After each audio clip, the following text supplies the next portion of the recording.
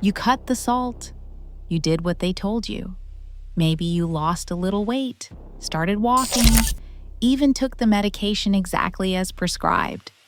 And still, the number won't come down, or it drops one day and climbs the next, and nobody can tell you why. If that's been your story, hear this. It was probably never just about the salt. The real reasons your blood pressure stays high are things almost no one has the time to explain in a rushed appointment. And some of them have nothing to do with what's on your plate. By the end of this video, you'll understand what's actually driving the number, why the reading you take at home might be wrong in the first place, and the small changes that move it for real. Let's clear up the biggest myth first, because it's everywhere.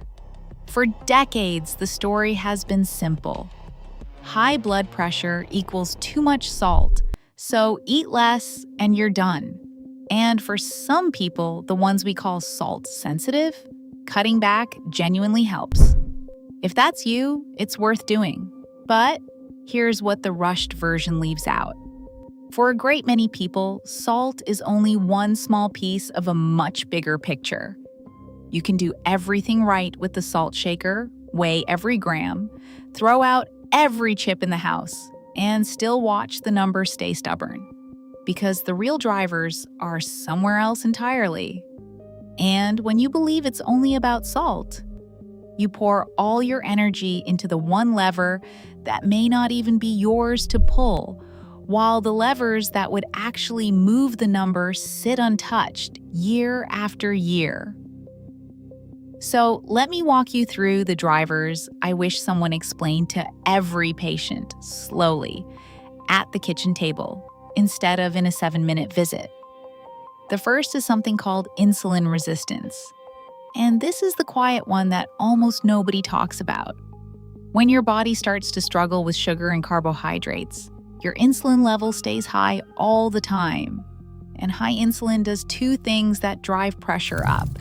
It tells your kidneys to hold on to salt and water, and it makes the walls of your blood vessels tighter and stiffer. Both push the number higher. This is the reason blood pressure, blood sugar, and stubborn belly weight so often show up together in the same person. They aren't three separate problems. They share one root. And here's the hopeful part. For a lot of people, improving the way the body handles sugar, fewer refined carbs, more movement, better sleep, does more for blood pressure than the salt shaker ever could. The second is one almost nobody connects to blood pressure at all. Your breathing while you sleep. If you snore heavily, if you wake up tired no matter how many hours you got, if you wake with a dull morning headache, or if your partner has noticed you stop breathing for a few seconds in the night. That can be sleep apnea. And sleep apnea is one of the most overlooked reasons blood pressure stays high, especially the kind that simply won't respond to medication no matter how many they try. Here's why.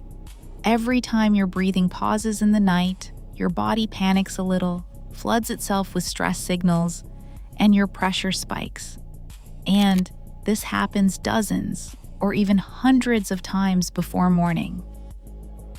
Treat the sleep, and the daytime number can change in a way that no diet on earth would manage. The third is potassium, or rather, the lack of it.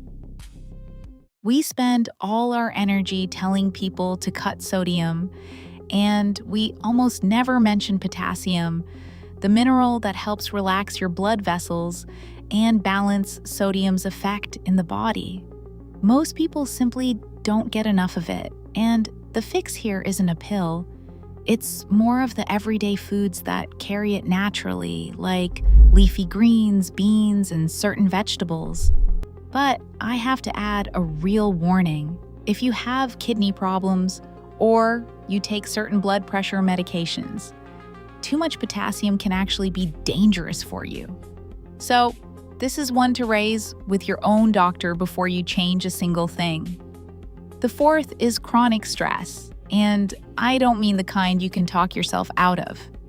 I mean the low, constant hum of stress that keeps your nervous system half-braced all day long, holding your blood vessels tight and the number elevated without you ever feeling a thing. It's exactly why the same person can read high in a tense moment at the clinic and noticeably lower at home on the couch. This isn't imaginary or just in your head. It's a real physical force on your arteries, and it gets ignored constantly because it never shows up on a lab slip. And there are a few more worth a conversation with your doctor. Regular alcohol, certain over-the-counter painkillers when taken often, a thyroid that's running too fast or too slow, and the kidneys themselves. The point of listing all of this isn't to overwhelm you or frighten you. It's to free you from a quiet, heavy belief that so many people carry. The belief that they failed because the salt didn't fix it. You did not fail. You were simply handed half the map and told it was the whole thing. Now, here's the twist that changes everything. And honestly, it's the part I most want you to take away today. Before you spend one more minute worrying about why your number is high, you have to be sure the number's even real. Because the way most people measure their blood pressure at home produces readings that are simply wrong, and almost always wrong in the same direction, too high. And then, good people panic, lose sleep, and sometimes end up on more medication, all over a number that was never accurate to begin with. So here are the mistakes that quietly fool you. 1. Measuring the moment you sit down. You rush in, strap on the cuff, and read it right away. But your body needs about 5 quiet minutes to settle first. A reading taken while you're still wound up from moving around can come out falsely high. 2. A full bladder. It sounds almost too small to matter, but a full bladder can noticeably push the number up. So go to the bathroom first every time. 3. Talking or being talked to while the cuff inflates. Even a little bit of conversation raises the result. Stay quiet and don't check it in the middle of a busy room. 4. Your body position. And this is the big one. Crossed legs, feet dangling, a back with no support. Or, most common of all, your arm just hanging at your side or sitting in your lap instead of being supported at the level of your heart. An unsupported arm by itself can throw the reading off by a surprising amount. The right way. Sit with your back supported, both feet flat on the floor, and your arm resting on a table at the same height as your heart. 5. The cuff over a sleeve or the wrong cuff size for your arm. A cuff squeezed over a thick sleeve or a cuff that's too small will read falsely high. Use a bare arm and make sure the cuff actually fits you. And one last habit worth changing forever: never trust a single reading. Take 2 or 3 of them, about a minute apart, and look at the average and try to measure at the same times each day.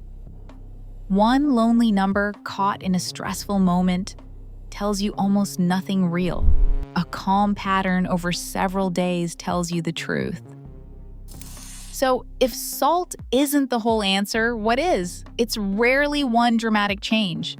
It's a handful of quiet, unglamorous ones, stacked over time.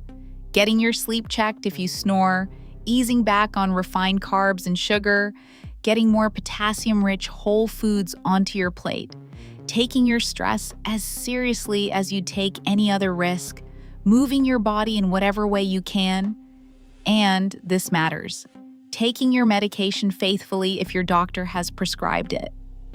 None of these alone is a magic switch. Together, worked patiently with your doctor, They're how the number finally starts to come down and stay down. And here's your challenge for today. The very next time you check your pressure, do it the right way. Empty your bladder, sit quietly for 5 full minutes, back supported, feet flat, arm resting at heart level, and no talking. Then take 2 readings a minute apart and average them. You may be genuinely surprised how different the number looks when it's measured properly. Try it, and then tell me in the comments, did your reading change? And please don't take any of this as a reason to stop or change your medication on your own. That is never a solo decision. It's a conversation to have with your own doctor, with real, properly taken readings in your hand. What I want you to carry out of here is something lighter than worry. It's this: if salt alone didn't fix your blood pressure, you are not broken, and you did not fail. There were simply other doors that no one ever showed you. Your sleep, your blood sugar, your stress, the potassium on your plate, and whether the number you've been reacting to is even accurate. Those are doors you can actually open. So if you remember just one thing from our time together, let it be this. High blood pressure is rarely about a single villain, and it is almost never only about salt. Measure it properly, look for the real drivers hiding underneath, and work them one at a time, patiently, with your doctor beside you. That's how the number finally starts to move. If this helped you, leave a comment and share it with someone who's been fighting their blood pressure and feeling like nothing works. And tell me, had anyone ever explained these measurement mistakes to you before today?